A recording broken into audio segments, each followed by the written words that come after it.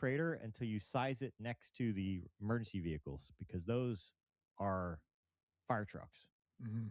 and they're very large. And you can see from the scorched area that it's not a spread out wreckage. There's not a lot of debris. There's not a lot of pieces and parts everywhere. It's a very contained thing, which kind of indicates a more vertical impact than what you would expect from something that is on takeoff, because typically on takeoff it kind of goes for distances.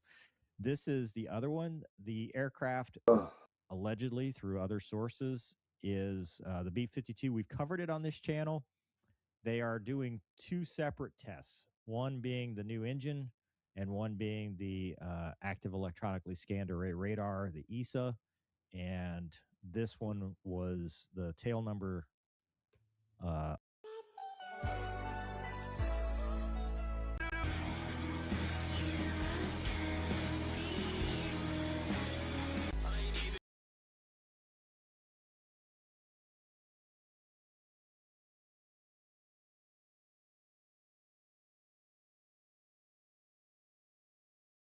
allegedly was the one that was being done with the um, ESA radar.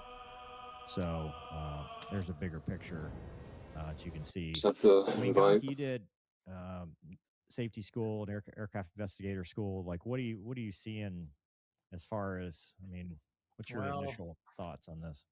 Yeah, man. Well, I watched the press release. Colonel Hayes gave it. He did a good job. There's not really much out there right now, right? Because they're still doing the notification for next of kin. So they'll release names about 24 hours after next of kin is notified. So basically, he said, the entire event happened on the airfield on base property. So everything is contained there. From what I saw, like it said, they took off. The accident happened shortly after takeoff. A little bit of data we have is it got up to maybe 2,000 feet. And then, like you said, man, I mean, a B-52 is a massive airplane.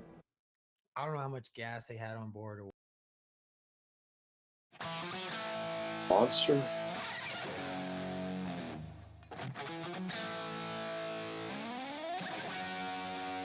I think we abandoned that.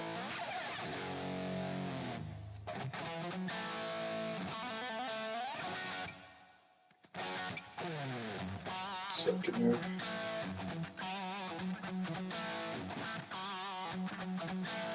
How was the air show?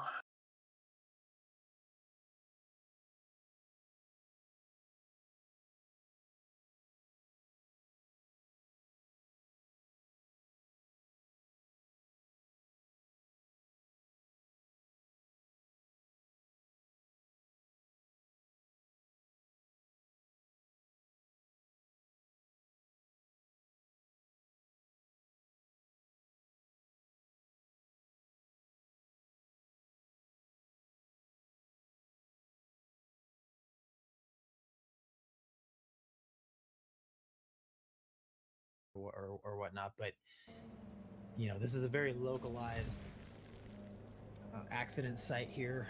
You have flown and landed there. I mean, Edwards is a massive facility area wise, right? And those fire trucks are huge too. That runway that this is on now. The question is whether they actually took off on this runway, because there's another runway south of that could have also been used, but I don't know. I don't know if that one's long enough, but there's some, I guess, ADSB information that may suggest it was the runway to the south that they took off and then kind of made a turn. Yeah. But that runway that they're on is like, it's pushing 3 miles. It's like 15,000 plus feet.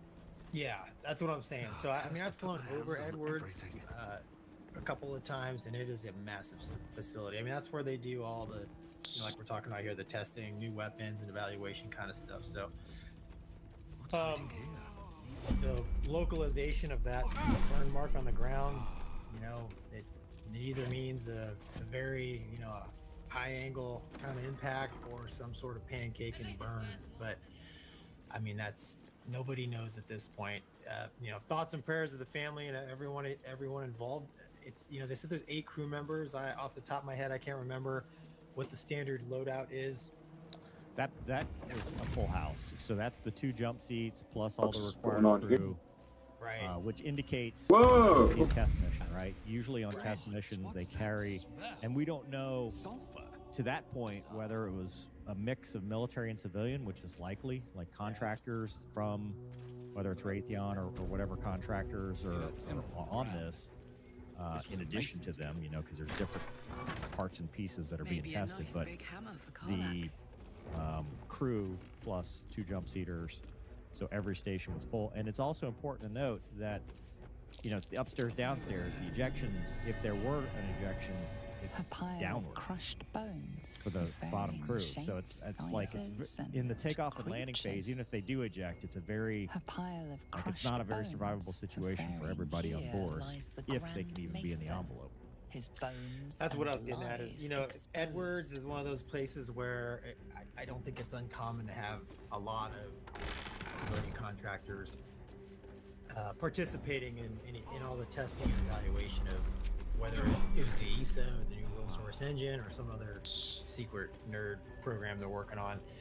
So, it Maybe may or later. may not be a mix of military and civilian contractors involved. So, I mean, that would complicate things a little bit. But you talk about. I'm sorry. I was going to say, I was looking at the diagram. So the official airfield diagram doesn't have that extra runway to the south. So I think that ADSB data might be inaccurate, just because I don't think they'd be using the or maybe the overlays off. No, it's so if you go to the Google Maps, and you can see it. Like if you look at the ADSB data, there's another. It's runway 7. It doesn't exist on. It's Edwards South. Right. And it's like where they did the Bell X1 testing and all that stuff. I don't know. The ADSB data would suggest that it came from there, which is possible. I think that's a 1.5 mile long runway.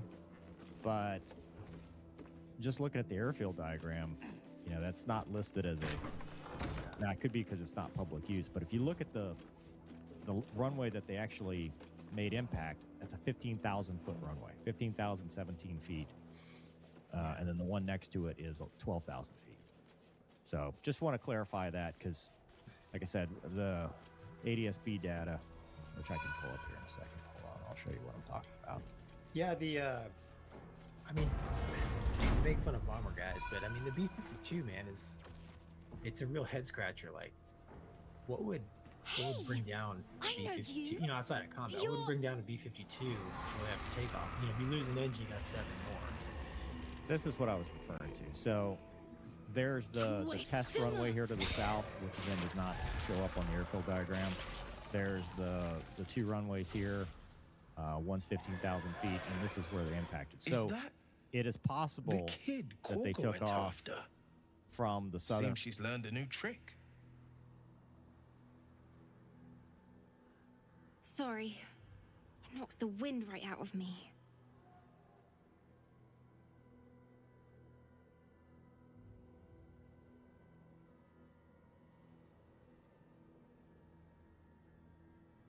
That's who I'm looking for. Mom and Pops, I mean.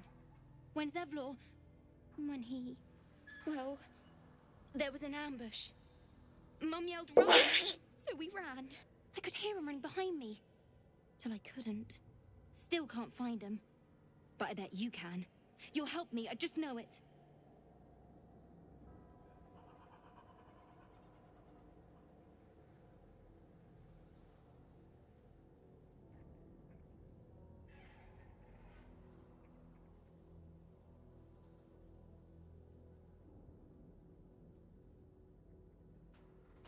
I don't really care. Up to you. That druid idol I took? It changed me. I can do all sorts of stuff now, not just the vines. I think real hard and say some loud words and then it happens. Mostly. Wait, what idol?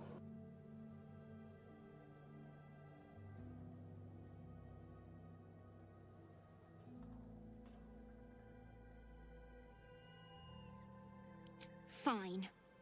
Whatever. I don't need you. I'll find them myself.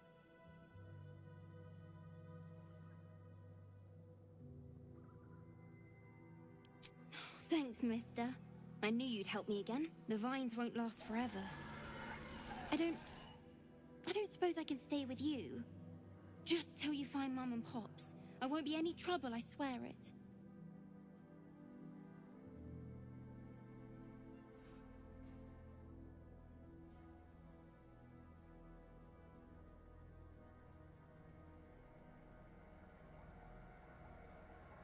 If you choose the inn, is she gonna die? When she tries to get there?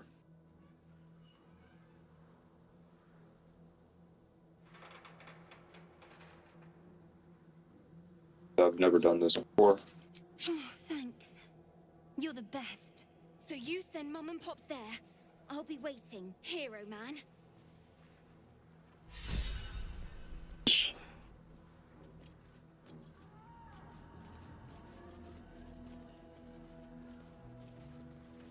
Here, Thorn Mausoleum. Maybe later. South, Central Square.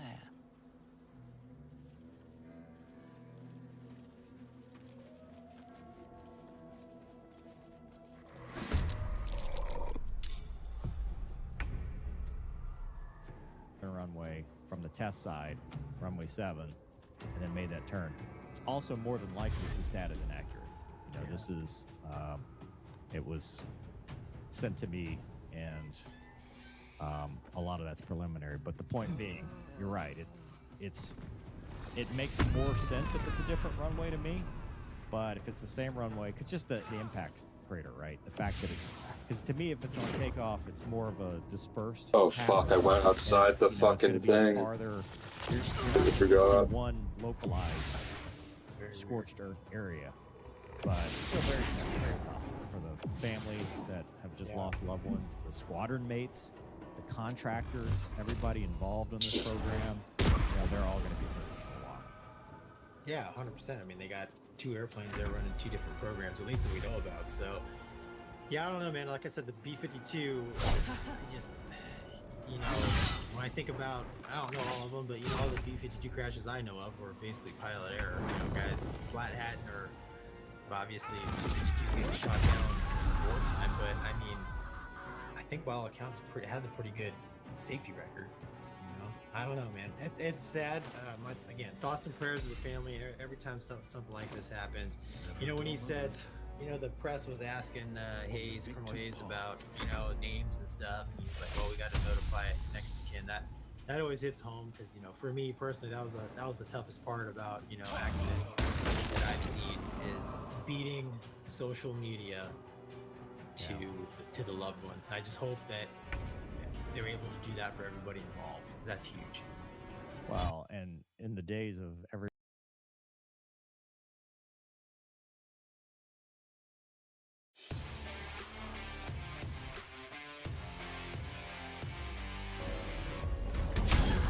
NORAD has been busy this weekend with some intercepts, and there were multiple aircraft violating temporary flight restrictions over Bedminster, New Jersey.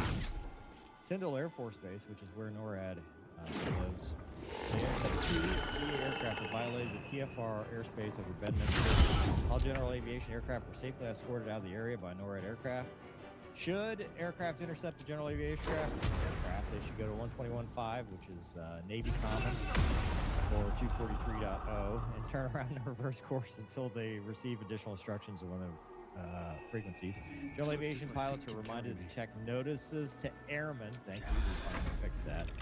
Before each flight, as a RFA and TFR procedures must be followed. Here's some audio. NORAD intercepts multiple aircraft violating. Oh, I thought this was.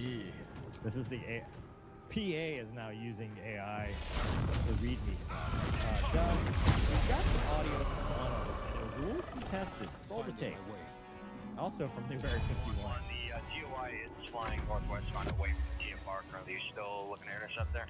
He's currently outside. 1-1, turn left 220 for now. Just to hold you in the AC. Maintain flight level 190. Center, Novo 1-1, request to commit GOI 1. No 1-1, turn righting 020, and consider maintain 10,000.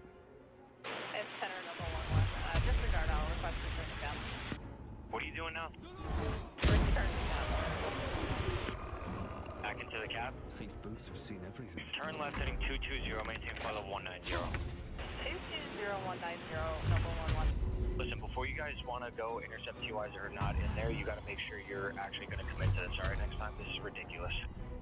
I just have to do what NORAD tells me to do. When they tell me to commit, I have Coming to. through. I gotcha. No 1-1, you're cleared into the QAP, block altitude 190-200. QAP, box 190 to 200, Noble 11. November 722, Mike Alpha, about 5 to 8 miles southeast of the Huguenot VOR, 2,600 feet. November 722, Mike Alpha, you're entering a restricted airspace. Reverse course immediately to the north, or else you will be scrambled on. Which Noble was that? Is that Noble 1-2 or Noble 1-1? It was neither of us for Noble flight. Oh, okay. Sorry, guys. Sorry about that. So, a little bit of a, I call it contested, because they eventually get along. For those that want the translation, commit means that we are going to go do the intercept. We're now turning noses hot, we're going to go affect this intercept, because they are not supposed to be in the airspace.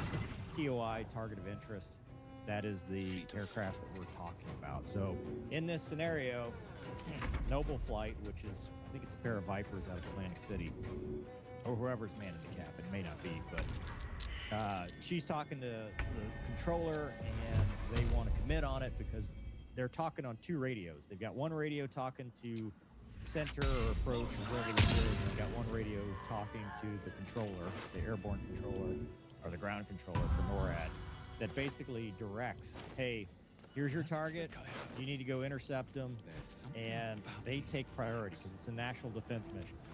So they turn, and then they get called off, and they want to go back to the cap, and the controller's a little testy about it, and says, hey, you guys need to figure it out. And she's like, look, I just work here. You know, I'm just doing what they tell me to do. You know, if they tell me to intercept, I'm going, I don't care what you say. And if they tell me not, which goes back to the thing we were talking about earlier, which is, you know, which missions take priority in the national airspace system, and defense is one of them. Gonky, what do you think, man? The other thing I will add, there were two intercepts. There's a video. Doug's got it up. You can kill the audio, Doug, because I think it's like Top Gun music. But you can actually see one of the Viter, the F-16, and the Cessna that has trundled into the airspace. So you can see there, they've done the intercept. What they'll do is they'll just rejoin on you, and it's not good to have armed escorts at any point, but especially not when you're flying 100-knot Cessna. Gonky, your thoughts on both the interaction with the controllers and Cessnas flying in the TFRs? Well, again, I'm a little surprised that the controller. I mean, clearly he saw the TFR violation. You would expect fighters to come out to do whatever, and as soon as was it NORAD was their call sign? Noble. NORAD is Yes. American. Correct. No. Noble is Catch flying up. call sign. Noble When 1-1. when Noble checked in, Where the big I fat would guy think is, that- right? I mean, if I was a controller, I would just assume, okay, listen, they're going this way. We gotta, whatever they want over there, because they have to know that NORAD is telling them what to do, and like you said, it's a matter of national security, so that trumps anything going on in the airspace. Time to get going. I don't understand why he would get snarky with them. I do, dude. Complacency. It's complacency because at some point these become so routine that the controller is just, he's playing the chess game with his stuff. Like he's got his arrivals, his departures, he's trying to maneuver all the pieces on the board.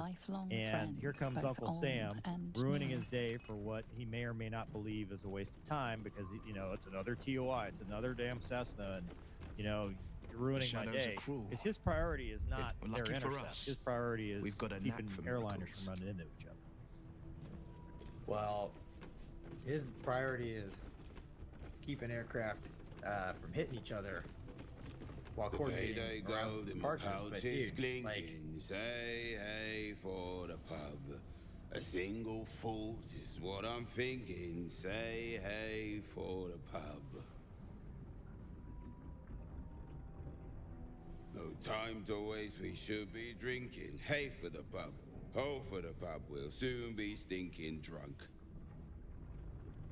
It's out and the boys are sleeping. Say hey for the pub. Maybe I need more pockets.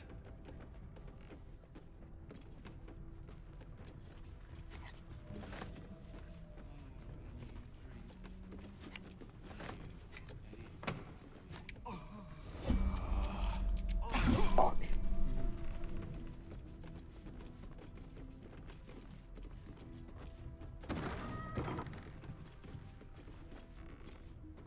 There's that lass I've been peeping. Fight them. Say hey for the pub.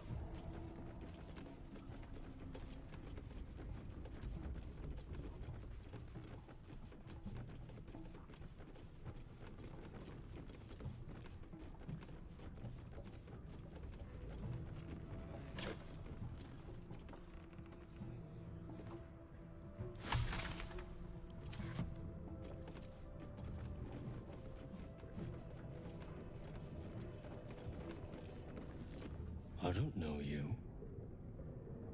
Perhaps I forgot you. It does. It used to be music.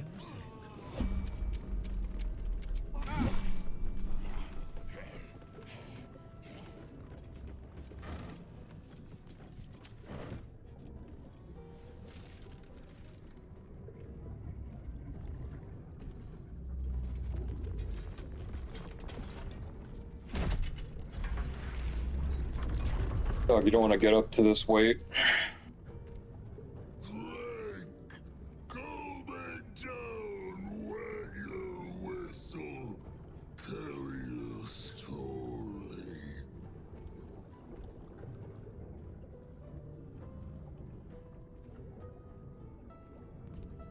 Son of Thorm! Son of Sword Coast! Go on! Cheers! Bottoms up! Go nuts! This guy looks like he had a long night. Might be best to keep him happy for now.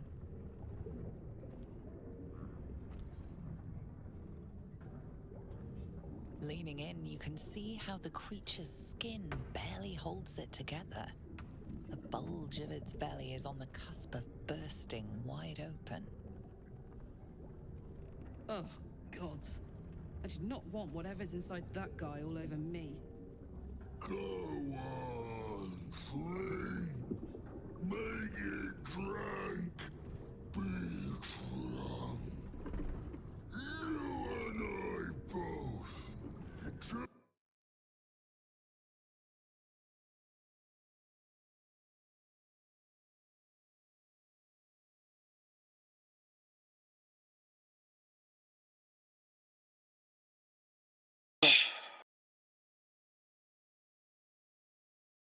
When the kids say the vibes are immaculate, this is what they are talking about. President Trump ripping the green starting flag for the IndyCar race that is roaring through Washington, D.C. right now. And President Trump looks really happy. I don't think I've ever seen anybody look actually happier whipping through the air the starting flag like this. Look at this. You've never seen it before. This Donald Trump is no stranger to IndyCar races. I mean, again, he famously got a race through New York City from Mario Andretti for the kickoff to The Apprentice. Trump went tearing away. I think it was literally Donald Trump in the car. Famously, these shots of President Trump getting whipped around the city. And his hair flying. Here you go. This is again before today when Donald Trump brought IndyCar racing to Washington. Insane how fast, these cars. Listen to this. That's wild. This is insane. Okay. Jeez. Trump takes honorary lap IndyCar track in the Beast. President Trump. The Beast. Tearing through Washington, D.C. and did a lap in his vehicle in downtown D.C. Very cool thing to watch. Sophie Cunningham getting heavily booed in left-wing Portland and then immediately draining a 3 in the face of the crowd. Loses the handle right to Sophie Cunningham, who knocks in the 3. It's an untenable situation for the WNBA. Sophie Cunningham is getting booed in every single arena that she plays in and is getting trolled by the actual WNBA teams and franchises. This is, of course, a bigger threat than the dildos that were flung onto the court. Sophie Cunningham handling it with grace. But the crowd was absolutely I'm just amazing. gonna fucking And, you know, fight I think this that's what guy. sports is all about. You're going to get boos, you're going to get cheers, but just the fact that they're so passionate, they're loud, and they're putting on for the city, I think it's amazing. So shout out to you guys. Absolute class act, in spite of the fact that she does get booed every time she touches the ball. She does have supporters as well. We're not trying to paint Does this a thing dark have picture here, 4 legs? but the WNBA is clearly standing institutionally against her, revealing non-binary mascots while Sophie Cunningham is on the court. This was what happened in Toronto. They released I don't really know how to describe this exactly. A Megan Rapinoe, Elliot Page mascot? I don't know exactly what this looks like. It's perfect, though, because it's hideous and weird and a turtle and butch. And it's supposed to be a non-binary mascot for the Toronto team. And, of course, they waited. Perfect. Why are they always looking like that? Yeah, they actually nailed it. I mean, hard. 10 out of 10. No notes. You actually did nail sad, over-medicated, non-binary person perfectly. You don't have the WNBA enough, but it seems institutional, right? What they're doing, and they planned this. Obviously, they couldn't do it without league support. And here you go. Oh yes, I'm so excited. Anyway, Sophie Cunningham was in New York last night, playing at the Barclays Arena, and a bunch of people supporting Sophie Cunningham. Feminists for women's sports.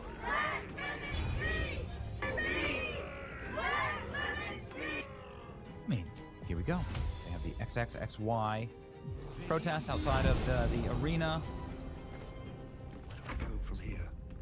There was quite a bit of booing of Sophie Cunningham, but there was also, once again, while there were supporters, Sophie Cunningham supporters and trans rights activists face off. So this is now becoming a major point in the culture war here. There was something remarkable that happened inside of the arena. So while there were protests and things going on outside, inside, the arena kept flashing on their billboards, "Hey, trans fans, glad you're here. Go Liberty." Welcome, trans Liberty fans. You are loved and you belong. Welcome to the big New York Liberty transgender fan community. So excited to be here with you all. A woman says the New York Liberty tried to change a scoreboard message she paid for with the team saying the message is limited to positive celebratory content. So they couldn't, so the women who support women, genetic women in athletics, wouldn't be able to get their messages on the billboards. But the New York Liberty showed 3 messages at halftime to support trans people. You don't hate the WNBA enough. New York Liberty allowed 3 pro-trans messages to be displayed during the game, while Sophie Cunningham was there 3. What an absolute joke. But they denied the messages from Jennifer Say, who's in charge of the XXXY athletic brand. Bad. Look at this. WNBA have gone out of their way to taunt Sophie Cunningham. That's a fact, since she took her common sense stand to protect women's sports and spaces. They've shown trans flags, shirts, overly pro-trans messaging, all on the video board. Totally and completely unacceptable. There's the support Sophie Cunningham rally outside of the I'm sure.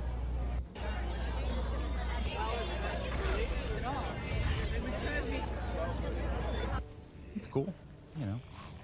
WNBA committed its own humiliation and destruction to the degree of Fucking hell, man.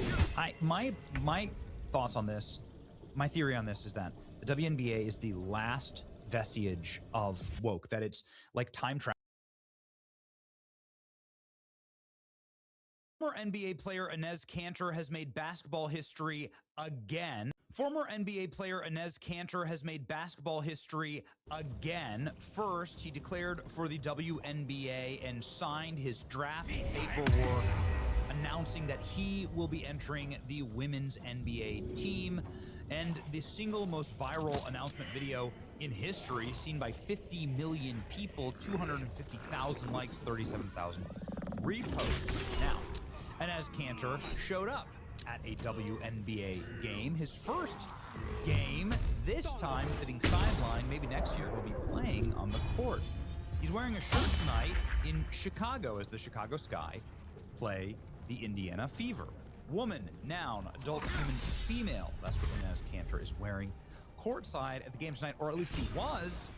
He was just kicked out, dragged out by security after the entire Chicago's team nearly beat him, or at least tried to act tough, but they surrounded him, and then security surrounded him and dragged him out of the game. Insane optics, ladies and gentlemen. Let's get started.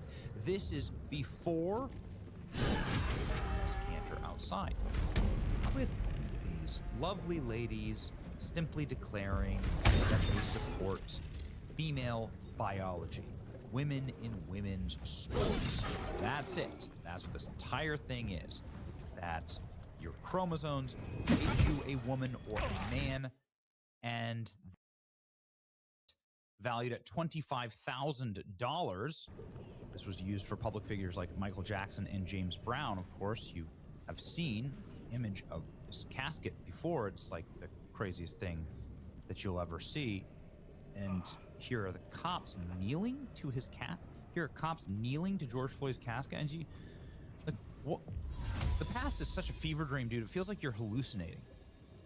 Okay, so what did he do to deserve this golden casket and all these statues? There's a 700-pound bronze statue of George Floyd in Newark, New Jersey. All right. I mean, it's cleaner than George Floyd ever was, you know what I mean? Because George Floyd was addicted to drugs. Here's another statue of George Floyd. Did he get crapped on by a bird? I don't know. I'm not trying to disrespect the dead. I always think that's bad. But it is important to tell the truth about people. That's a moral thing to do. I said they burned the nation down. There were over 500 BLM riots. There were riots and protests all throughout the country. This spread like a literal cancer. Fucking dead. Fake news about it. Because George Floyd didn't die in police custody. George Floyd was alive when he got to the hospital. The ambulance went to the wrong location, by the way. In case you are interested in going down some deeper rabbit holes. Why did Derek Chauvin have to kneel on his neck? It wasn't his neck, it was his shoulder. Fuck. In a legal hold. Why isn't it hurting it? That didn't kill George Floyd. How do we know it didn't kill George Floyd? Because I love Derek Chauvin so much? Not enough resource. Well, he's clearly an innocent man. George Floyd died of a fentanyl overdose right here. This is his autopsy. Anybody ever showed you his autopsy? Oh no, they locked this down.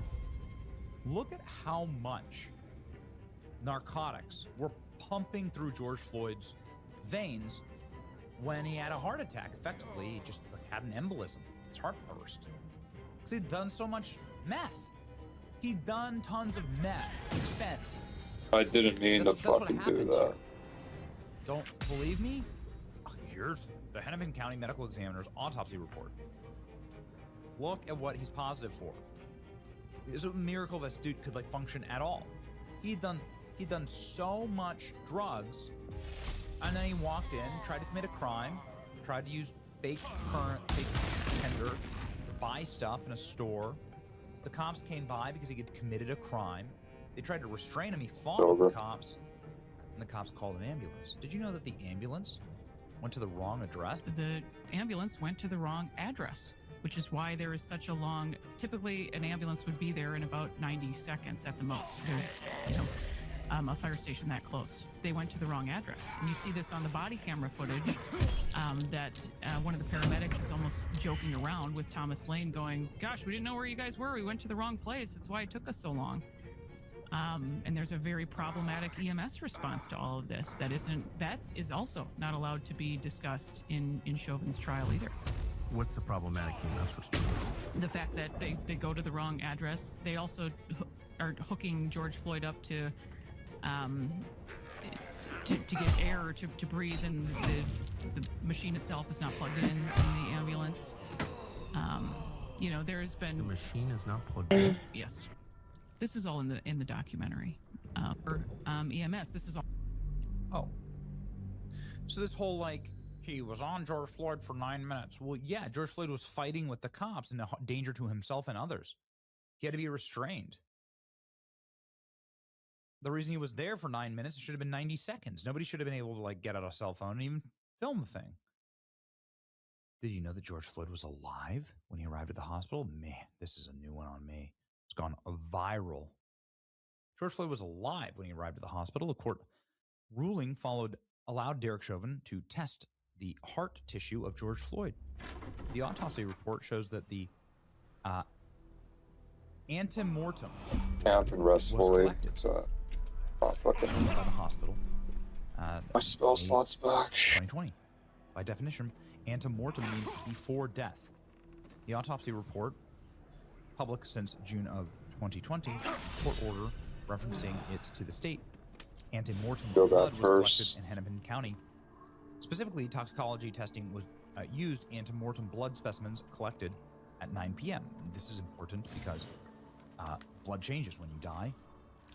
If you're if you're in a hospital setting, things can be introduced into your blood. And so it's very important, is the subject alive or dead? And so these words matter a lot. So it was collected at 9 p.m. There's also a reference to antemortem peripheral blood smear at the time inside of the hospital.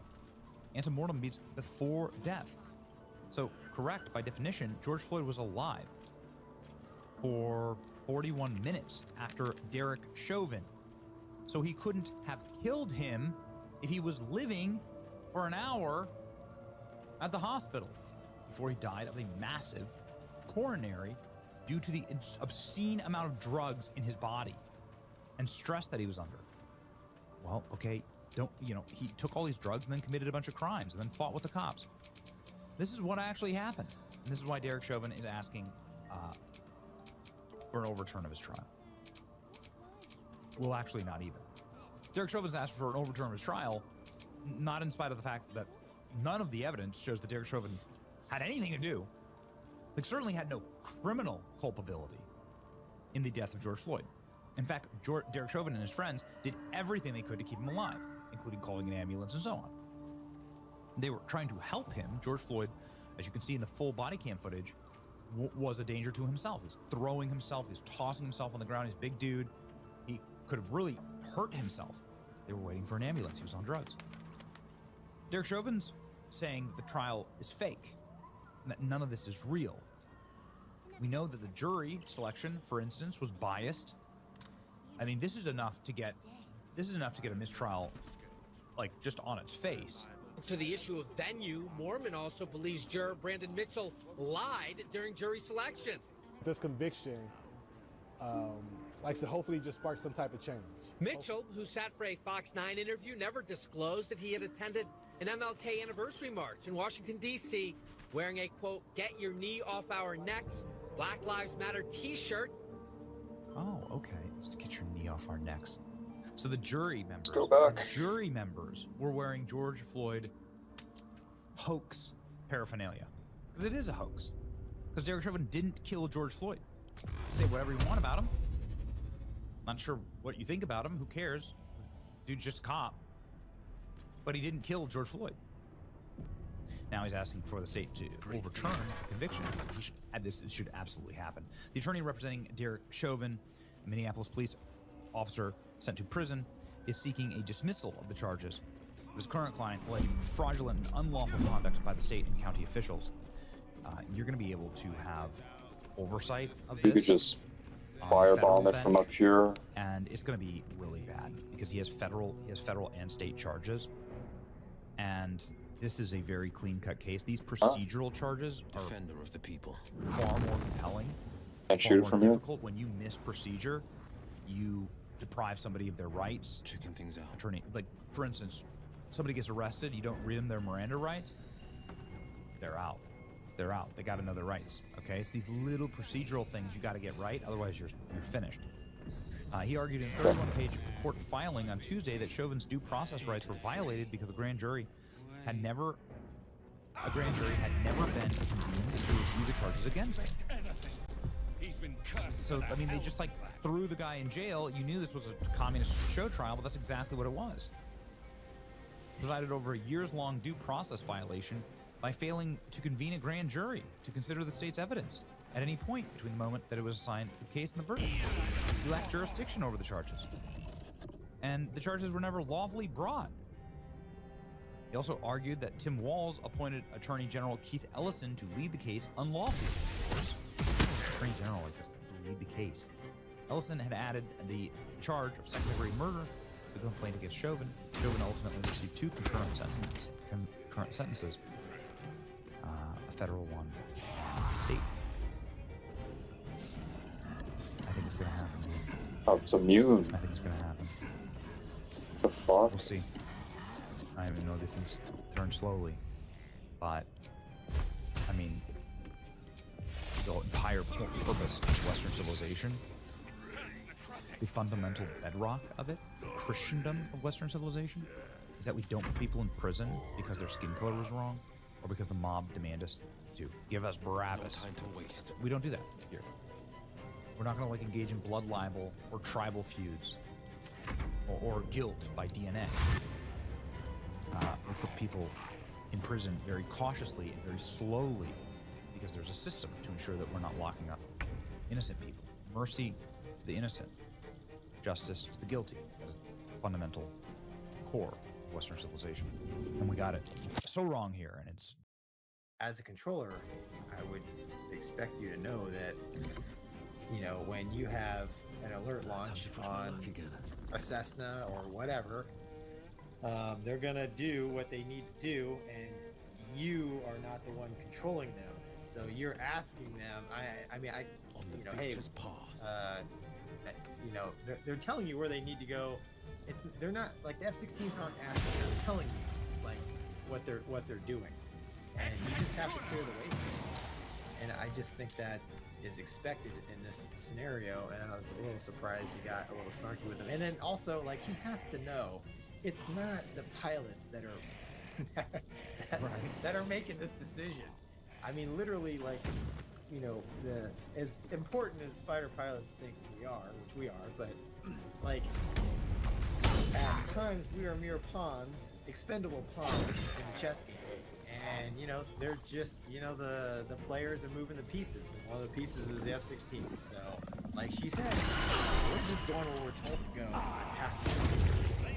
All things that I would think a controller working in that airspace, or any airspace, really does. But, I mean, I don't think it was, like, too unprofessional. I understand your point of view and his frustration. I mean, because those guys go so hard to make it efficient, because that's their job, right? Because as soon as here's the yo-yo effect, you cause one domino to fall and it just ripple effects down the line, because right, the line of arrivals coming never ends and the line of departures never ends. So I understand, but you know, I don't know. So it's kind of like, you know, hey, if there's a problem with the process, maybe take a look at the conversations that they had here, and maybe we can find a better way. You know, maybe there should be a secure line of communication between NORAD and controlling agencies, right?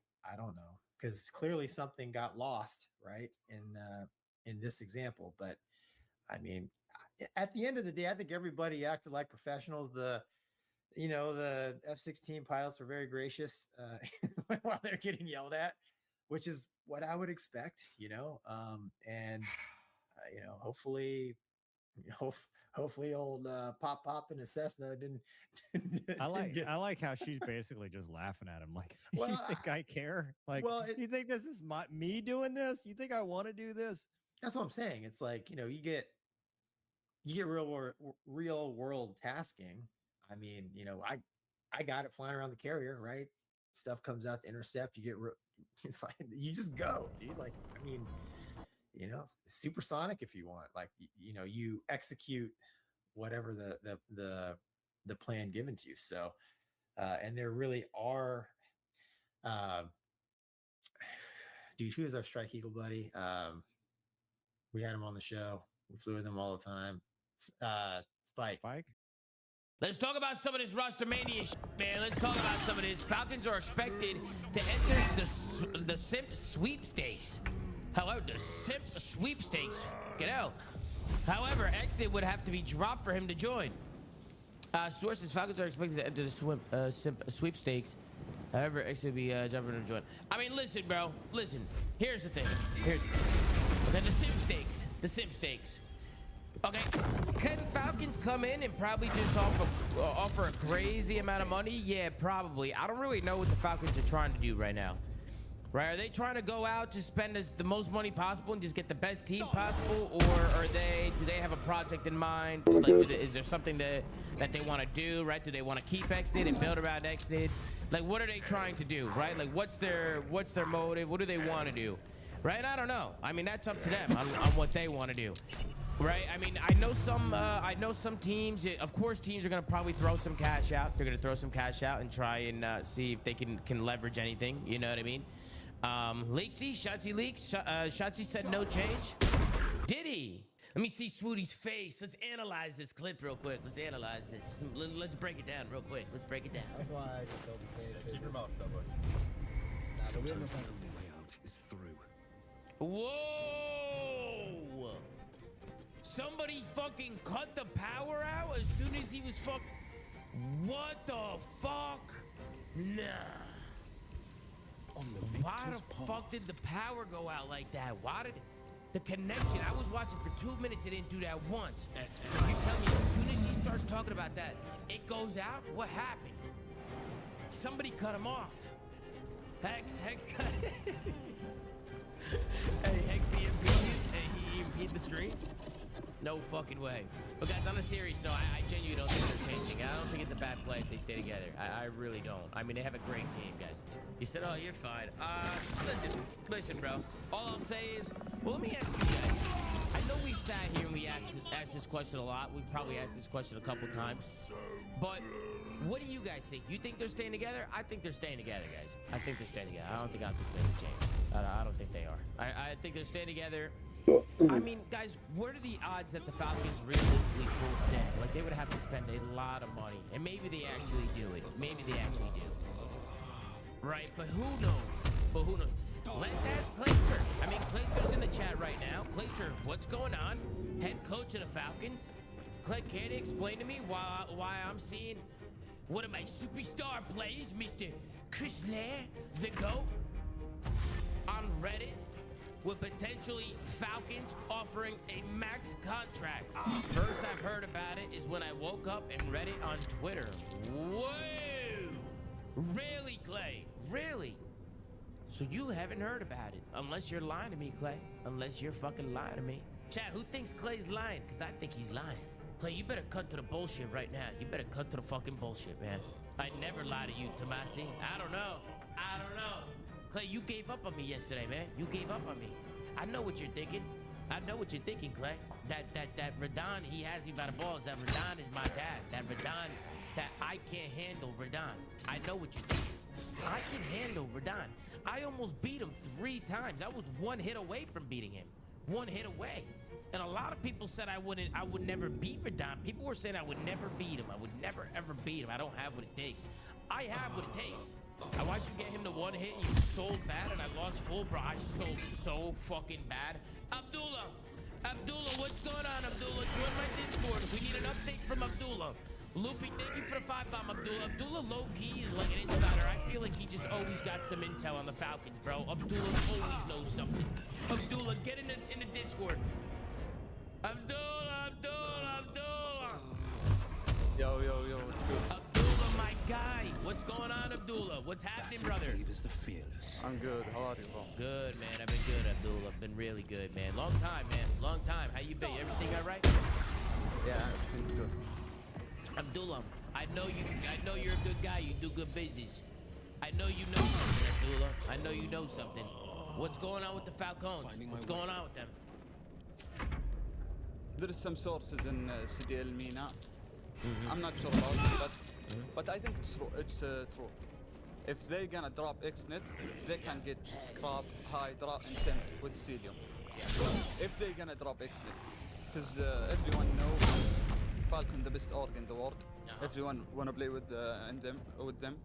So yeah. So you think they actually do? But here's the thing: you think they move on from XNet? I thought XNet was everything. Abdullah, even you said that. I don't know, wallah. Maybe they're gonna drop him now. It's been 2 years, so we don't know. I think they're gonna drop him. I think.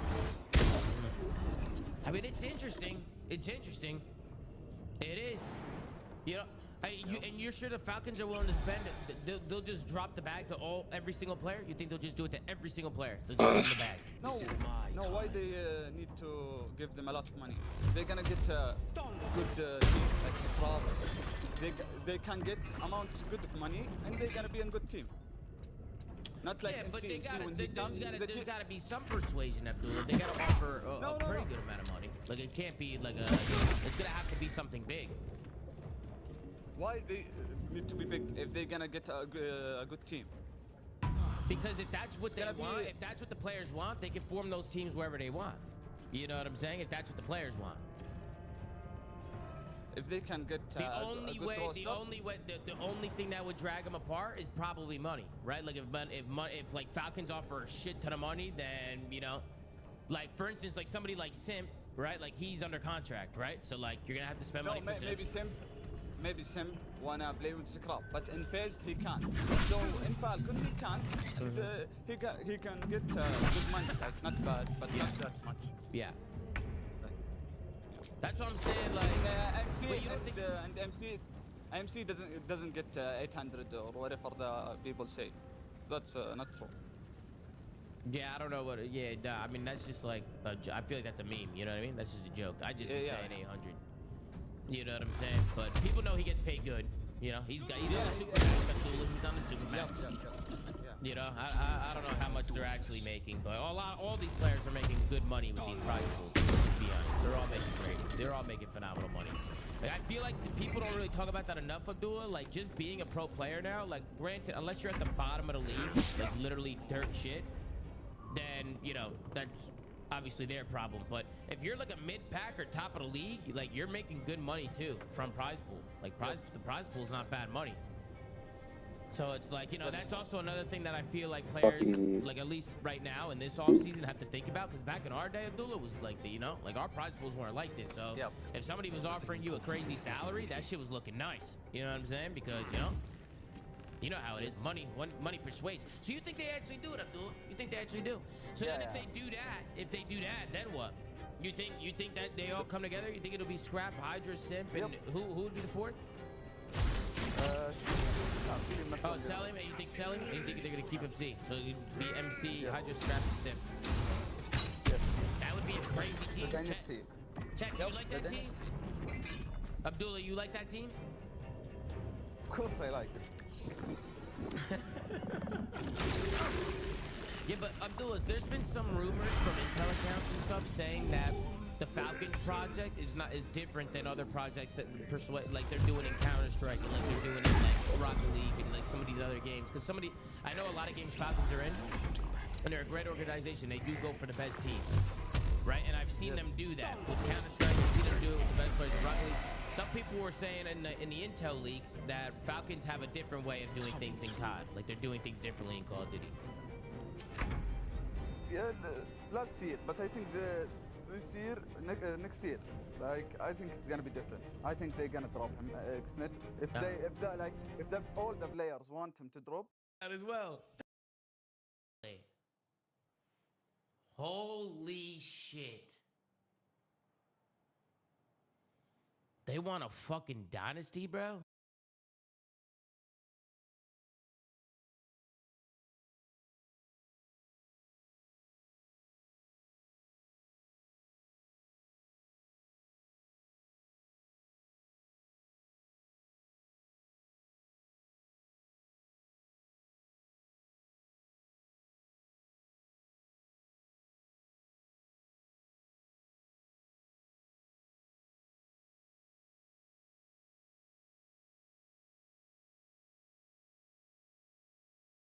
Dude.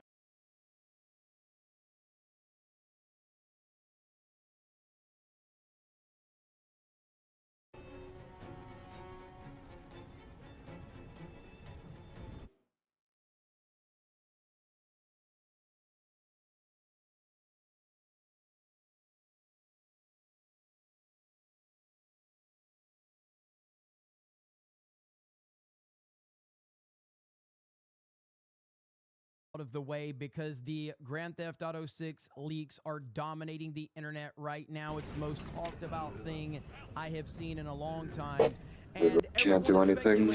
What does this mean? What does this mean for Rockstar? What does this mean for the release? I have a really clear theory about all of this, but first we want to set the table for those that are not aware of what is going on. GTA 6 set to be the biggest video game release in history, probably the biggest entertainment release in history, is set to drop this November. And everyone is speculating on it, and there's been a lot of animosity towards Rockstar with how they've handled all of this. Whether that's justified or not is irrelevant. It's there, and it's widely an internet thing, but it is out there. And because of that, people are starved for information. They want to know what's going on. They want to see what this game is all about. Recently, for the second time now, we've had a massive leak situation surrounding this game. The first one was in 2022, and now we have a leaker, whether this is an individual or a group, called CyberLeak, and they have been dropping all types of information about this game, and it has blown up all over the internet. Here we have Grums right here. The CyberLeak GTA 6 drama is the most watched thing in gaming right now. That is true, and it's not even close. Several X accounts are popping up. They're either trying to troll, pretend to be CyberLeak. People are falling for it. We've had websites writing articles around troll accounts of CyberLeaks and then having to redact and apologize. I'm going to show you that. We got an account claiming there's a dead man switch where if he gets caught, then it will just flood the internet with copies of GTA 6. It's absolutely insane. So here's a quick little recap right here. Built by Gamers is the channel right here, it looks like.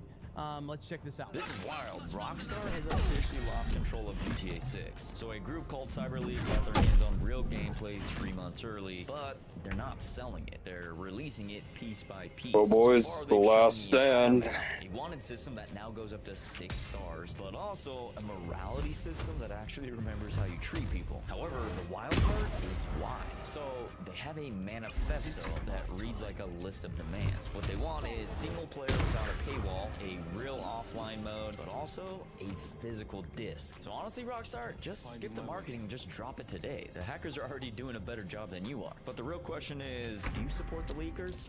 First of all, I do think some of those points he made have been debunked now. However, it's really hard to filter through all of the information that we're getting right now. With their demand of physical release and things like that, there's been a lot of meme coin involved. Didn't do shit. It is a messy situation. As far as him saying Rockstar should just release GTA 6, I have theories about that. And again, I'm going to share those theories here in just a minute, but I want to continue to start building the narrative as to what is actually going on before I get to my thoughts about all of this. This is Legacy Killa, great YouTube Dude, that's channel. fucking insane, man. Recaps some of the tweets and some of the reaction right now, the things that people are saying. Let's play this really quick. I will link to this video over on his channel. I think some people expected something more grand, and it doesn't appear to be that in their minds. As you can see, these are just some of the viral posts that have been going on social media. Every new GTA 6 leak looks more and more underwhelming. Graphically, it looks exactly the same as the old one. Doesn't look like the marketing materials they've released so far, and looks dull, gray, and buggy. It does need to be mentioned that a lot of this footage, because of, I guess it was captured with HDR, it looks washed on Twitter, and I think a lot of people don't know that. I hope the leaks are some of the years-old build and not the final product. It is at least a year old, but I just don't think it's going to be drastically different. Another individual saying Night City of Cyberpunk will always have more swag than any GTA because it was actually artistically inspired instead of realism slop. I think that word slop has been lost. The meaning of it is just huge. I do agree with that. The word slop is the most overused word on the entire internet, and it feels like people. Yeah, dude, I'm loading up. They act like they're this the was first terrible. person who's ever used the word slop, but that's neither here nor there. I agree with this. Night City is incredible. What's interesting is that Cyberpunk was such a disastrous release, and now it's being used. The game is being used to go after the other fucking bullshizers got in the way. Night City has incredible personality. I love Night City. I love how it feels and how it looks. So I do agree with that. Used endlessly on everything. Another individual I can't even post because he posted the before you shoot him, let me switch out. These leaks is doing humanity a service, stripped of all hype. People Obviously, can now see it. Doesn't take any damage from thorns, which is fucking retarded. Worth 12 years of dev time. It's just another bog standard GTA with mildly better graphics and a smaller map. Now, see, and I guess this is where I'm going to start to build up where my position on this comes from. The idea that GTA 6 is not going to be the biggest release in the history of video games is crazy. And this is internet being internet right now, with people trying to say, this doesn't look good, no one's going to buy it. Not, you know, like, you guys have to stop, man. You have to stop. Like, this will be the biggest release in the history of entertainment. I'm not a GTA guy. I don't really care for these games personally, but I respect the fact that they're the biggest brand in all of video games. And it's going to be huge. And I personally believe that a lot of what we're seeing right now is doing nothing but helping Rockstar and GTA. Based on where we are today, more information could drop after this video that I've made. But based on what I have seen, I haven't seen anything major that is like this massive spoiler for GTA 6 so far. Right now, all this is good marketing for GTA 6. That's all I'm seeing up to this point. And I have theories about what the motivation is behind this, where is it coming from. None of this is hurting GTA 6, in my humble opinion, at the time of me making this video. Although there's some factual errors with that, but a lot of people upvoting this stuff. I mean, 10,000 upvotes on this. Another individual saying not a single frame in the leaked GTA 6 gameplays, that there are this amount of NPCs in the game, already people pushing the downgrade concern. Another individual, which is more of a troll, Michael Does Life, saying GTA 6 looks mid, the world looks so dead and empty with hardly any NPCs, $1 billion game by the way, nearly 15 years in the making, not even car refueling animation by the way. Watch Dogs 1 and 2 have more life in its open world than the slob you consumers love lining up to the buffet. And then TGG, another GTA YouTuber, probably one of the biggest, yeah, he made the mistake of saying, feeling terrible for the Rockstar Games team right now. Another event soured by leaks just 9 days. Yeah, miss me with this feeling bad for Rockstar Games bullshit, okay? This is the single worst take in the history of the internet. I feel bad for the billion-dollar company that is nickel and dime to their fan base for the past decade plus. Like, nobody feels bad for Rockstar. Nobody gives a damn about them. It's about just being real about what's about to happen versus, you know, who cares? Who gives a shit about these Rockstar douchebags? I don't. Before the launch of the Netflix show, and yeah, he took the heat. They're paywalling the effing trailer through a streaming service. Who actually feels bad for them? LOL. Feeling terrible for Rockstar. 68,000 upvotes. My God.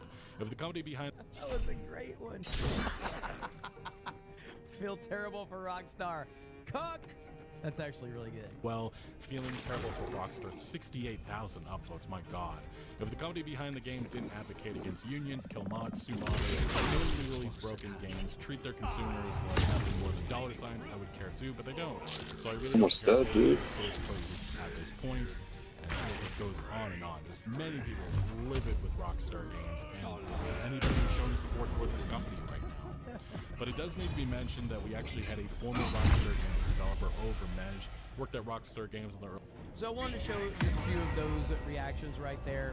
And then we move into where even places like Insider Gaming are having to redact their reports because they're falling for trolls. This is how bad the cyber leak situation has gotten. I can't tell what's legit and what's not anymore.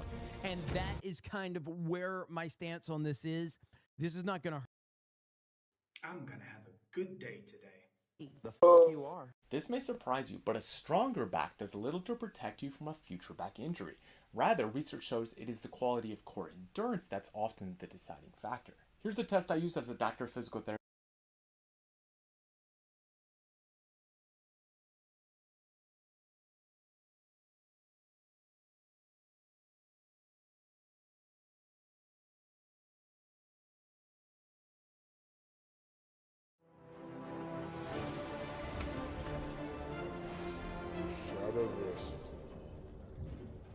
Greetings, I am Tyrant. And greetings, I am Nate. And today we are going to be testing, I wouldn't say this is functional fandom.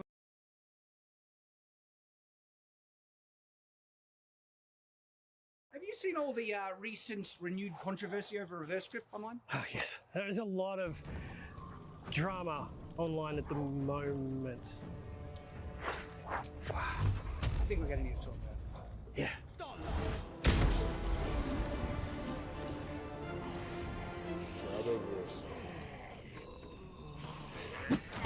Greetings, I'm Shad.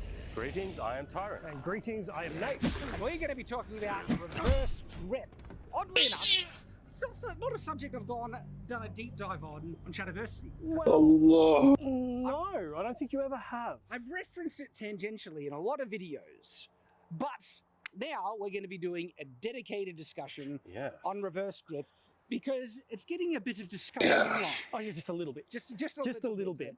And there's been a creator who's kind of risen up in terms of prominence doing short videos, cell sort arts, and one of his main kind of themes is addressing reverse grip.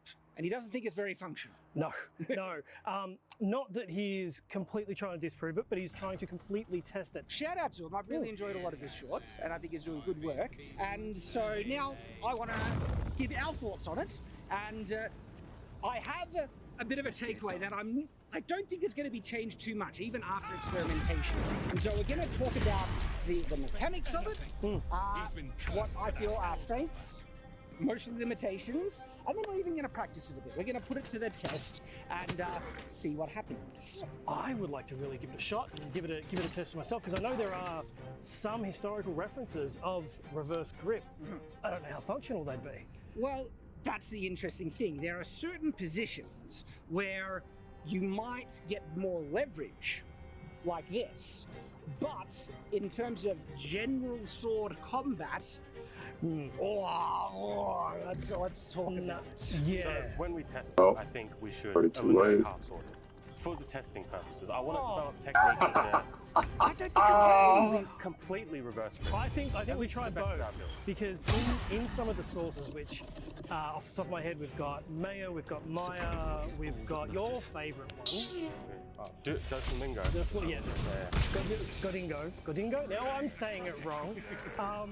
As well as Fiore and a few others who have little bits and pieces of this throughout their manuals. But a lot of it is half swording, or at least starting as half swording or turning into throwing for a tournament. Yes, you will throw a sword in a tournament, or apparently at least you did. So to eliminate that, we're eliminating a lot of options. But at that point, it's just half swording. I feel like if we're going to truly test reverse grip, we should try and create techniques. Just a single. Yes. I love the sound of that. That doesn't mean you can't eliminate, touching the blade here and there, but completely grabbing it, completely. Yeah. Okay. I think because if you were wearing plate gauntlets, it wouldn't be that hard to, use it a bit more leverage. Because you have no leverage like this. I don't know. Have you heard about this? Have you seen this? Let's talk about that. Let's actually test it, because this is one of the most important criticisms of reverse grip: leverage and reach. I want to preface this by saying that, relatively, I'm not trying to big myself up here, but I have quite strong wrist strength. That is something that I purposely train a lot. I want to have. So even I think I'm going to have the leverage on a reverse grip. This, no problem. This is nothing. Once we start this, we mentioned reach and leverage, but interestingly enough, one of the probably even more important than reach and leverage for me in regards to reverse grip is how much more awkward it is to use two hands on the sword than one. I wouldn't. You to the point where you almost can't, which cuts out so much leverage and speed. Because like, if you want to two hand like this, but then your wrist is hyper extended like that, you have less range of motion. Maybe like this, but again, range of motion awkward as well. All of a sudden, your range of motion is completely cut off from this side. And so, if you wanted to get a two-handed thing, rest position like that, ready to do strong attacks like this, it kind of works, but it is so much more awkward than just this. And the range of motion that you have from this position, right, is just so much more than reverse. And so, already, just by the preference and appreciation for greater range of motion, reverse grip, I would completely discount in my own, I guess, preference as to what I would personally use. These are long swords, and all of a sudden, the reach that I have is just this. I can't. Well, that's the other interesting. I can't extend any more than that before the tip starts to drop down. Well, it's because of the angle of the wrist. The wrist can angle down.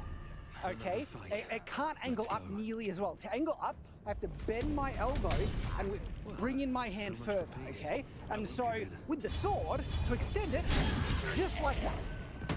Arm fully extended. To do this, I can't, I have to bend it, lower reach, instantly. So, I would say that reverse grip is close quarters. And at that point, you might as well use a small blade. Not necessarily, because there are withdrawn stances, even in traditional swordsmanship, like that, okay? Yeah. Where I have it back ready to go. And so you could have a stance where it's there ready to go up, to go down.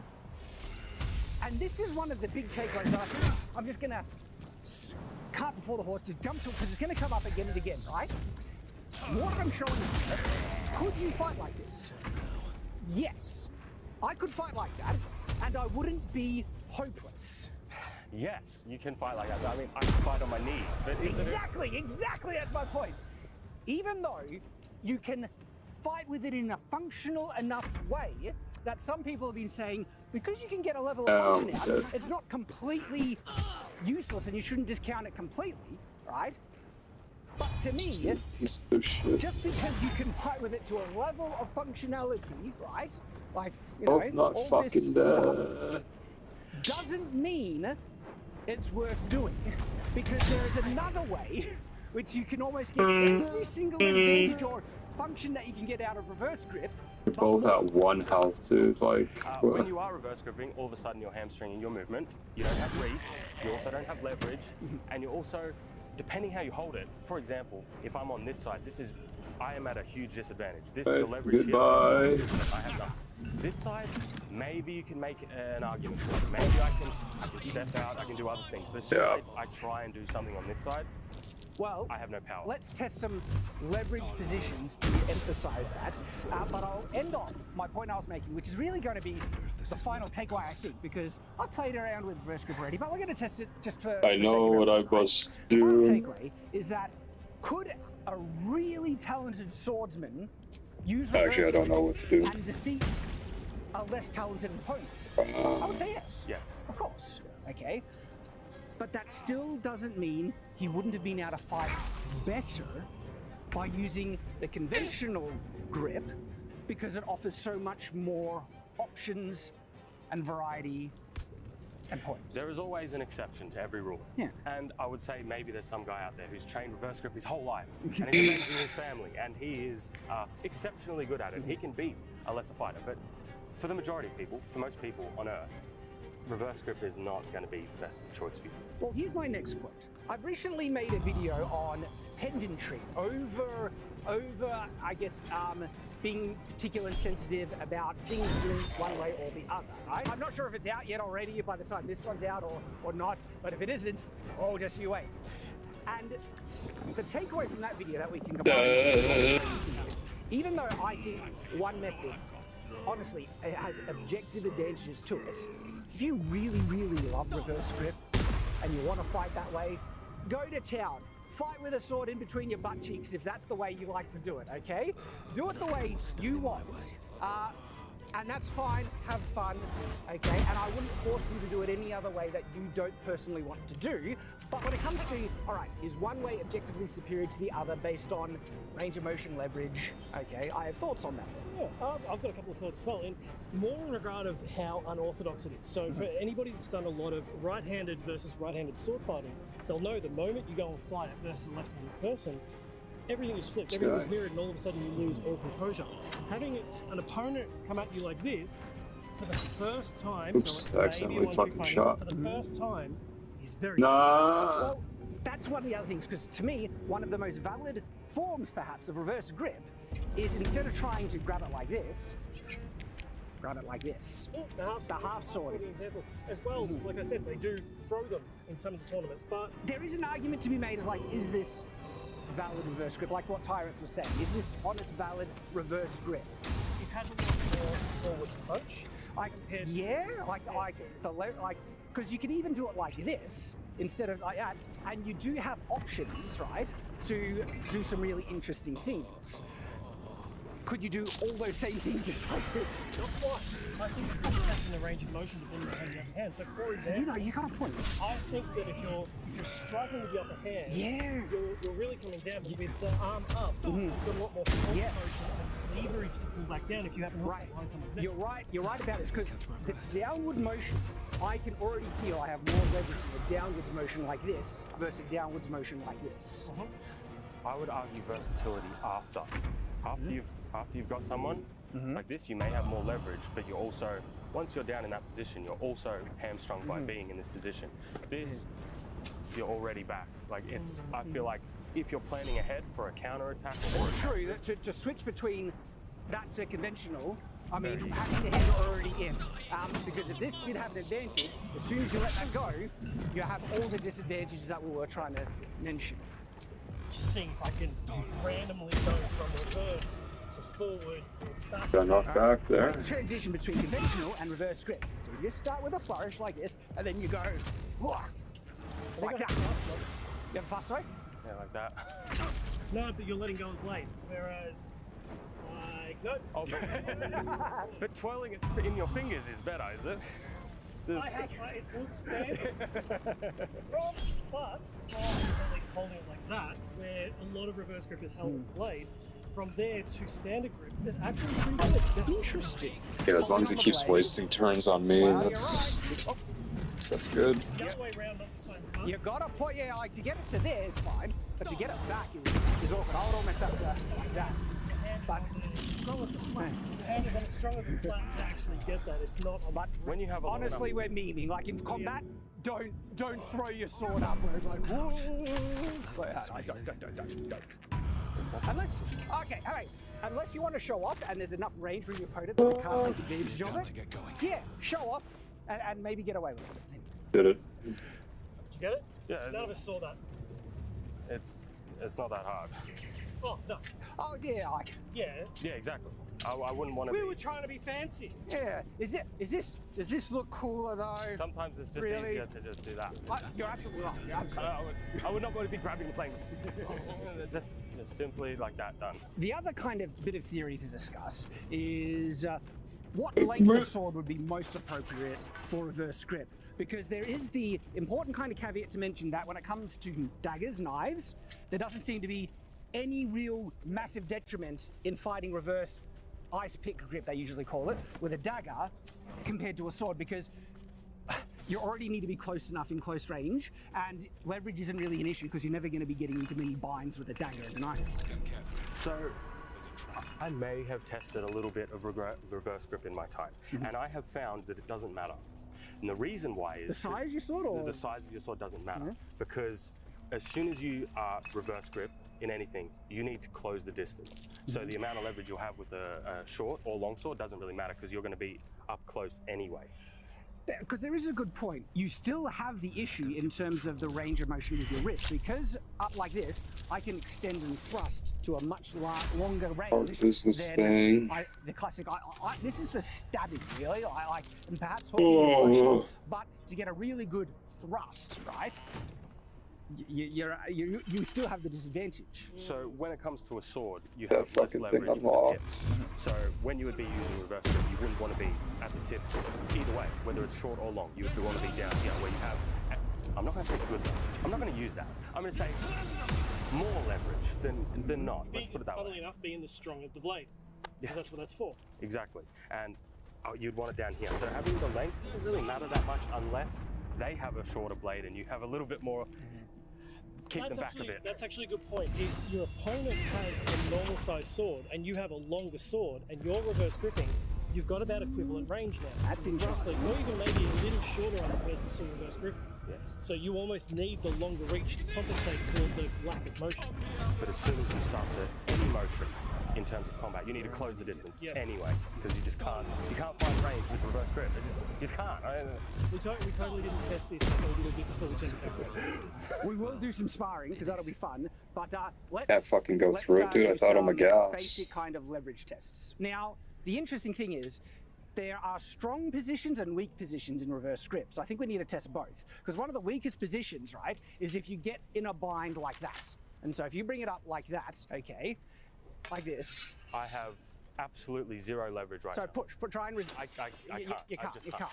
And which is why I would want to step in. But you're using one hand. So just one-handed versus one-handed, right?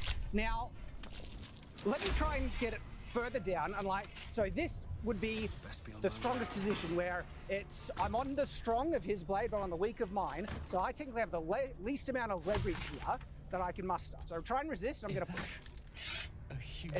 I instantly kind of just slide down to where I get the more leverage. And I'm going to interject because I would like to try something. Put the edge into it and see if that does any better. All right.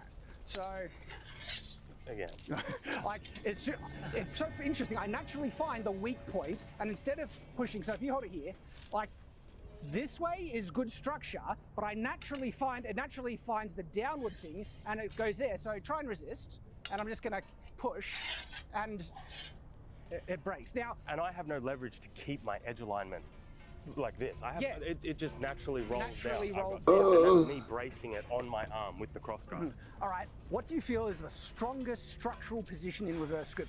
And we'll test leverage there. I would say this is where I would say I'm at my strongest, because this here gives me good positioning to puch inwards in this motion. Can you get a good defensive? So we're talking what, maybe a downwards cut? I would want to step in near the cross guard and try and catch you there, where I have more leverage.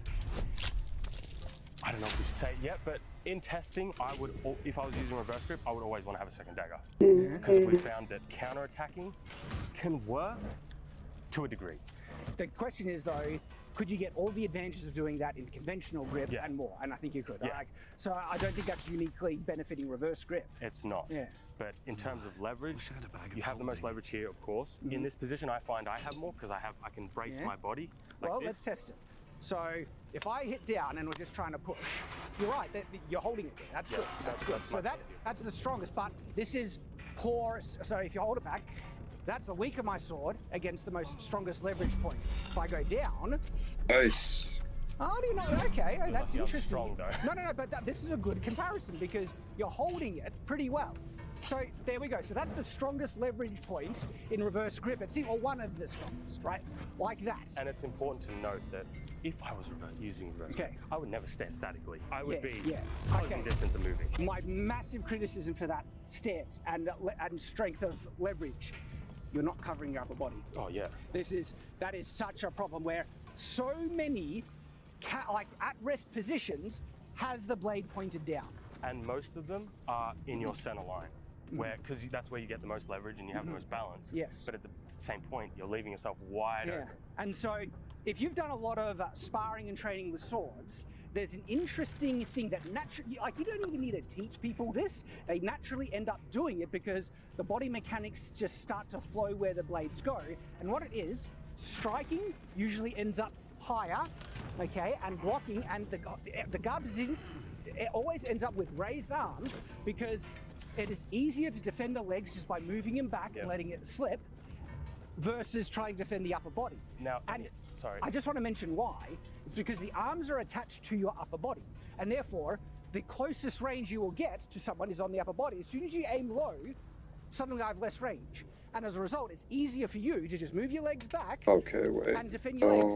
And We so gotta a lot go. of stances and guards have the sword covering the upper body, and you have your legs withdrawn to defend your lower body. And as we tested before, a lot of the upper guards for the This reverse way. grip, I have no It's leverage. dog crap. Yeah, Like, just dog crap. So once again, that is such a huge Nice. problem with reverse grip.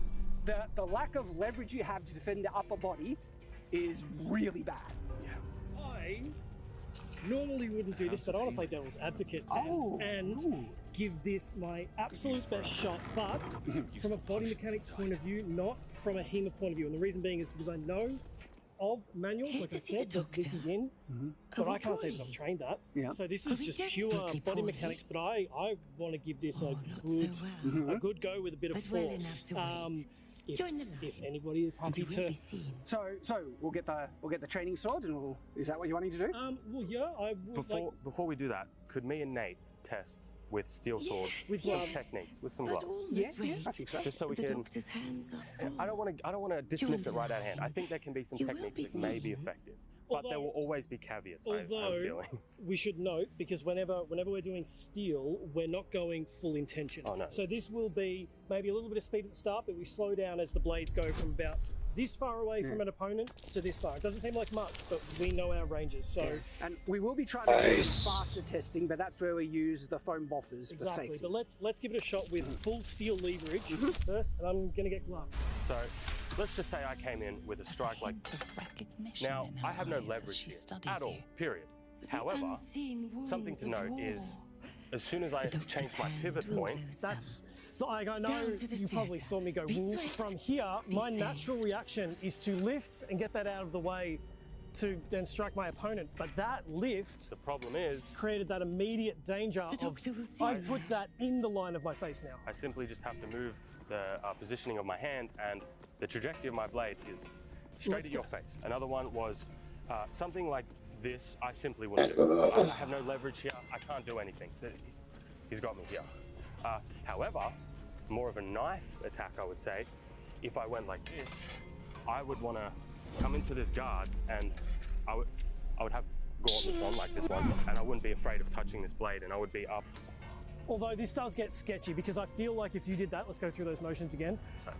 I counter, you then counter the counter, and I counter the counter's counter. Like, it starts to get really into HEMA where motion A turns to motion B, which turns to motion C. One we did, I think one next to test, is a downward strike. This, I don't like that. We haven't really been able to figure out any sort of way to not only defend this, like I have no recourse. Yeah, like I'm knocking it basically out of your hand, and it's that motion, really. So I can try to be fancy and do that, but if I miss that, I'm dead. And I could. So exactly. So my emotion is just to knock it off completely offline and give it a good hit. And I've got down. nothing to come up with, and I can't think of anything to come up with. But this one, I would. Yeah, that's a stalemate. You know what I would do in that? Because if you came in to attack like that, I would just do this. I would move back and hit you on the arms, because you're not defending your upper body, and it's not hard to just move back and avoid it. Because I can outreach you so easily. You can. That's a good point. But I feel like at this point, it wouldn't be. If you're a reverse grip, I think naturally you're going to have a penchant to be close quarters. So this, if I had a stance, like if I was like this and you came in like that, yeah. my natural response would be, I don't know if I'd go for this right off the bat. It would be more like in the middle or something. Even if it was like this, yeah. like I would outreach, move back, because so much of my defensive reflex, right, is to always move back the legs and lower body in an attack and present the sword in defense, and it's not so many hands with that. I think because you are trained like that, you are trained to. However, if you're trained reverse grip, you wouldn't want to give them that room. You want to be up nice and close to take away that advantage. But even in approaching, to get close, you have to deal with this in your face. You do, but I wouldn't start with something like this. I would want to. I haven't thought that far ahead yet, but I would want to try and at least be up somewhere like this to get close, to close the distance. In a lot of techniques of sword fighting, if you're versing a stab, the idea is to knock it left and right. You don't want to knock it up and down. So There are a few different ways of doing it. Go again. There are a few different ways of doing it, or you can just, if you have a two-hander, just counter and knock it offline. But I'm a bit limited if I try to do this upside down. So the only thing I could think of was that. It's really knocking it off to the side, and it has quite a bit of speed, but I need to get that right. It has quite a lot of speed, but no power. True. Stop. Yeah, I mean, Stay your hand, for it slaps this one's a little bit hard because this is more like you have to be here. You have to feel it in your hand. You do. But it doesn't have that much leverage behind it when you do that. Perhaps it is so if I just out of if I really wanted to like thrust Dog, this guy is a fifth lord, dog. you are able to knock it off. But with this, first off, it's knocking it into the path of him. This is bringing it across his center line, straight across here. But when you're stabbing in a motion like this, even if you're knocking it off center, there's still a chance that it's going to get you. That is so risky. Absolutely. That feels much sketchier to time than it does like so. But I mean, that naturally brings me into a shot. Not a powerful shot, but copping a blade to the face, even if it wasn't enough to really even cut through the bones, it's still a cut. It is.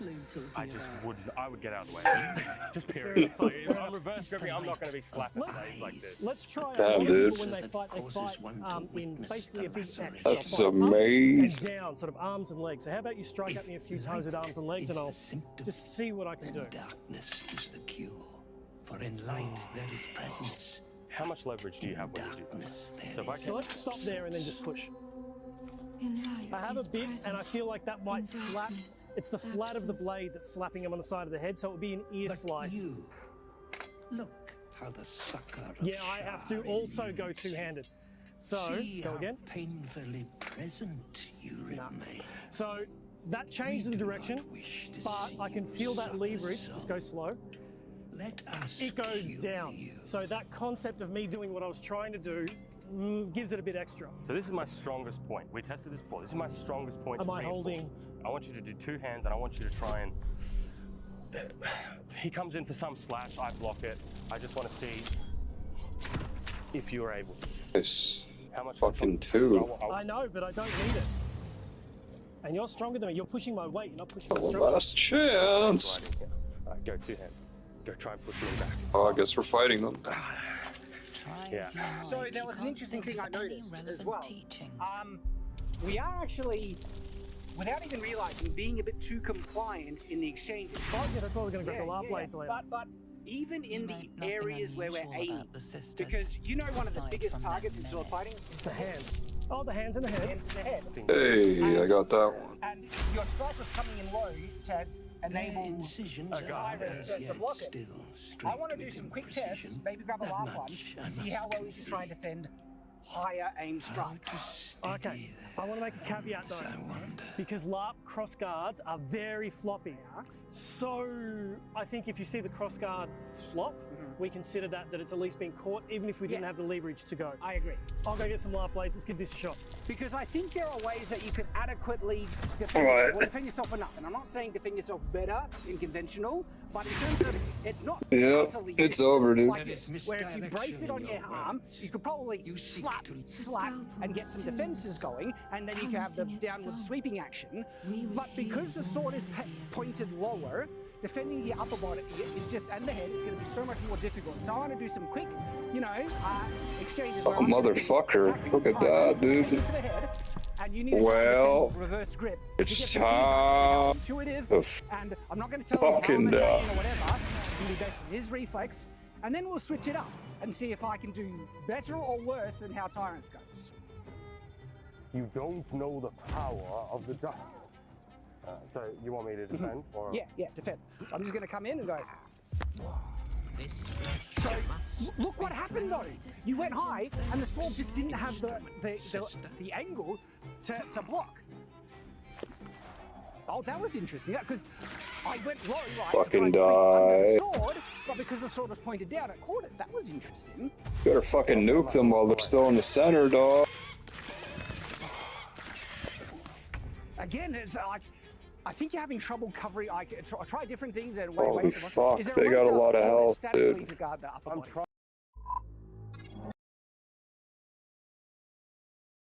god, dude. Oh god.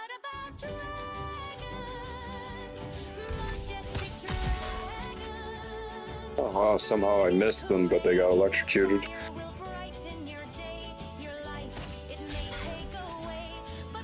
That's just incredible.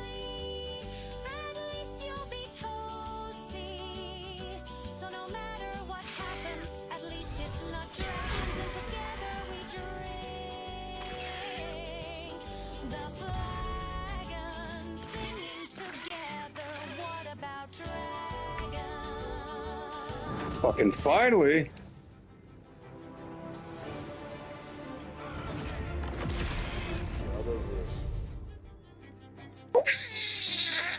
Good morning. Good morning. I think we need a new environment. Rains are coming up. Where's my armor? Dude, this guy's got 276 health. Under armor? Fuck, dude. Well, it's funny, that is a brand that we have reviewed, but I'm actually wearing as much armor as you take. Nah. Nah? Nah. Because you're wearing your brig. I'm wearing my brig. You're wearing your brig. And I got a gambus on underneath. Okay, the gambeson might pull. And these are plates. So Plates? It's different. It is different. So, what you might not be able to tell, I am actually wearing a complete chainmail shirt under my clothing. And I wanted to test this ever since we did our video on what are some practical things you could do to protect yourself with the rise of certain types of crime, specifically knife and machete crime. We did a video on it. Yep. Practical explanation. And in that video, we talk about you can actually get some gambesons, which offer pretty darn good protection and still look somewhat stylish. Yes. I want to explore that further, and so I've already reached out to Steel Mastery, and it turns out that they're actually working with a new material that's rated to, I think, like N7, but it's not ready yet. So when it is, we're going to get a gambeson made out of that to test to see if it offers viable protection. But in that video, I also posit you could actually wear chainmail. Yes. Now, so far, the best, I would say the best one that we've had is the kind of that like little zip-up vest that had all of the carbon fiber and Kevlar plates. Yes. Incredibly light, really slimming as well. Can go under most jackets and really protective for what it is, but there were some defense problems with it. Top of the shoulders, underneath the arms, down here. It had a couple of vulnerable spots. That was one of the concerns, because if someone was determined to attack you, having a side, strike, a stab right in the ribs is a prime target, and those stab-proof jackets had no protection there. And so the question is, well, there is a type of flexible, wearable armor that actually covers your whole torso, and it's the old school stuff. We're talking about. He's about to die. I'm personally not the biggest fan of it. It's like we're specifically talking about in like modern wearing, like out down the street. Like Here's this piece of shite. It's a big metal conductor on your body, and it steals away your heat or radiates heat depending what type of environment. Yeah, because you only just put it on. No, I'm wearing a shirt on the bottom layer, which is the insulation layer, and also to prevent pinching. Then the chainmail, the regular shirt on the top. By the way, Nice, dude.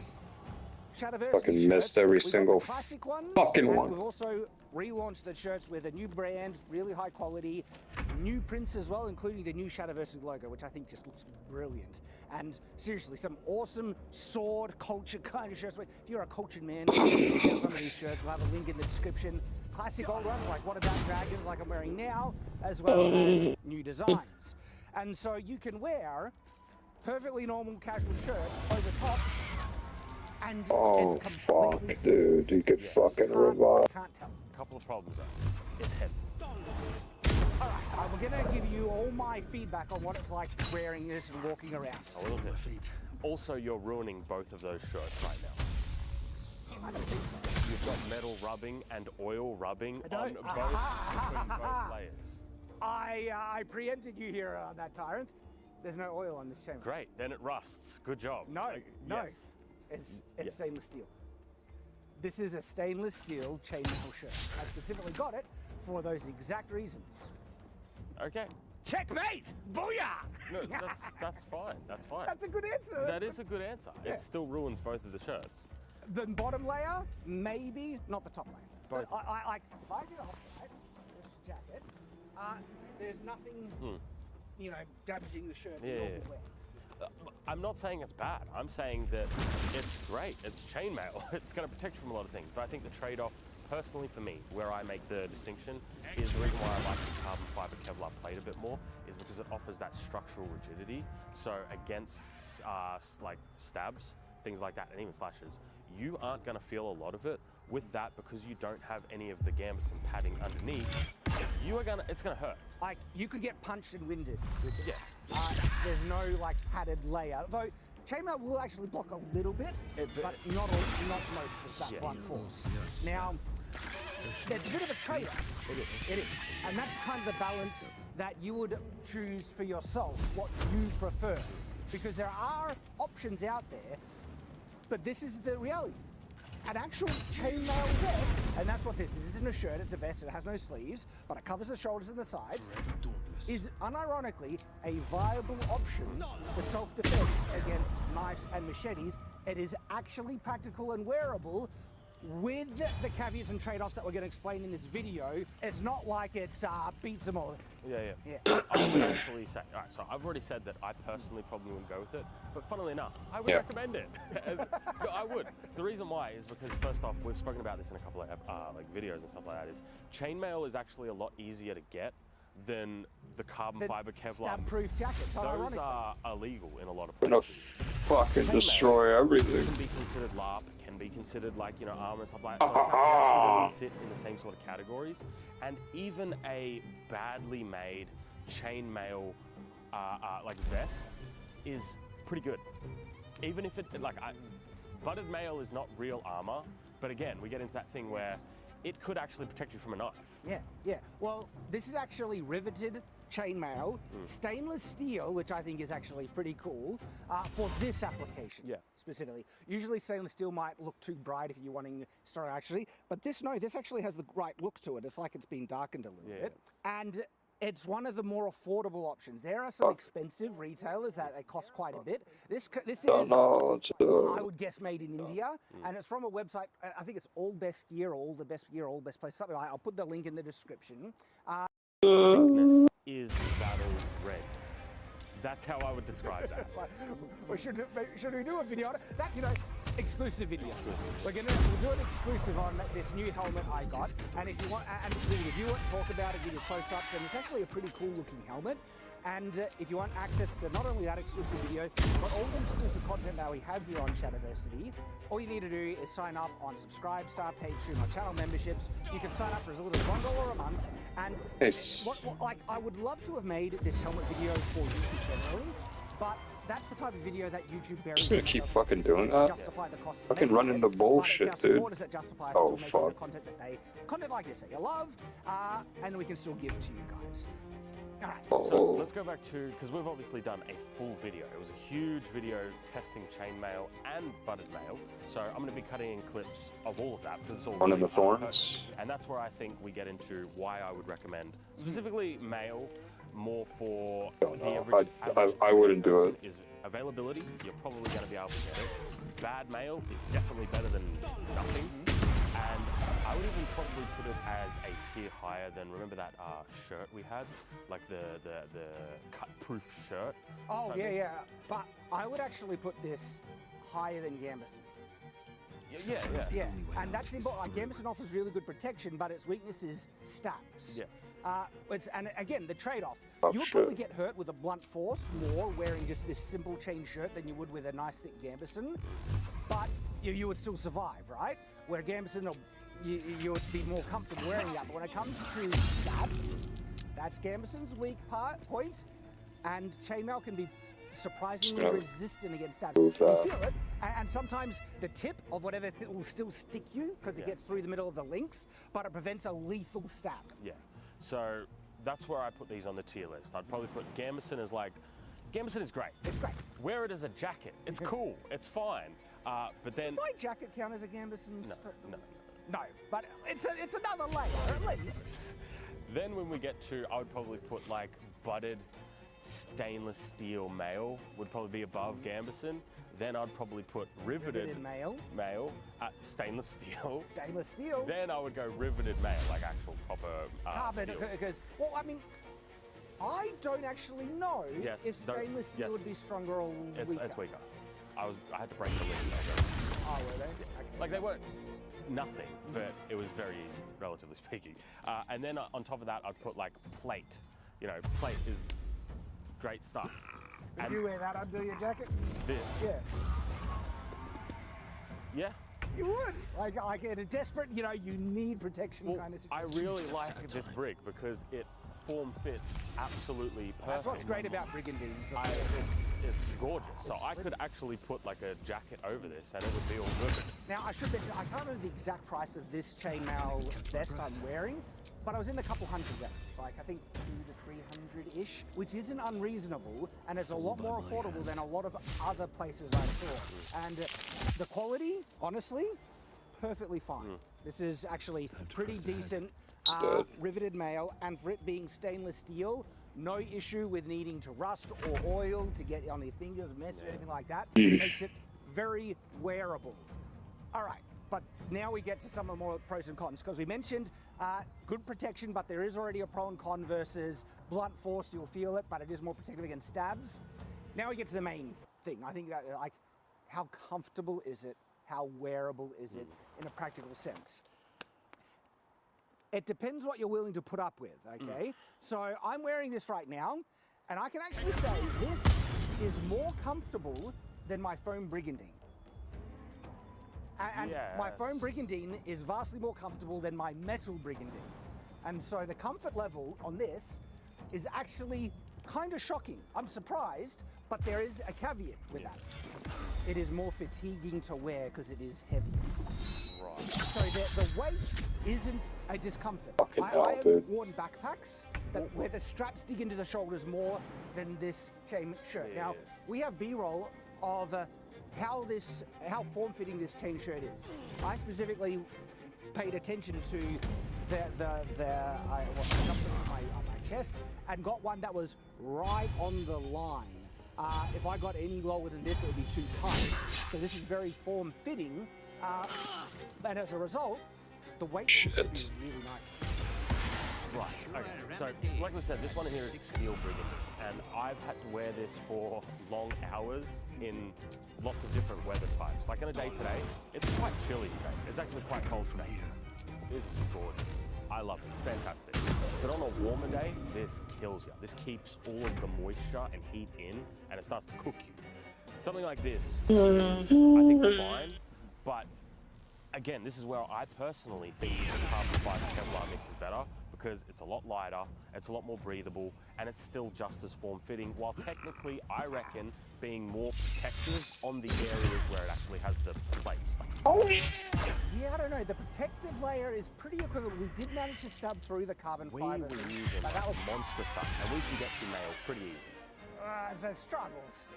With full-size weapons, which was a one-to-one, we were getting through the mail easy. In normal, like, you know, someone tries to stab you with a pocket knife level, they're not going to get you. Either of them, probably. I, for protection, prefer this over the carbon fiber stab-proof jackets. Like, the fact that it protects the sides and the top of the, like, not all, but, well, actually, let me show you, right? So the protected layer of the chainmail starts here and ends here. So I've got that much protection over my shoulder. And you can see it when I'm not wearing the shirt over top. We've got Maybe I'm just biased. I want you to wear this. I reckon this will surprise you. I reckon it will surprise Tide. I will convert it. I just have never had a good experience wearing mail. It's always been terrible. So I'm a little biased here. The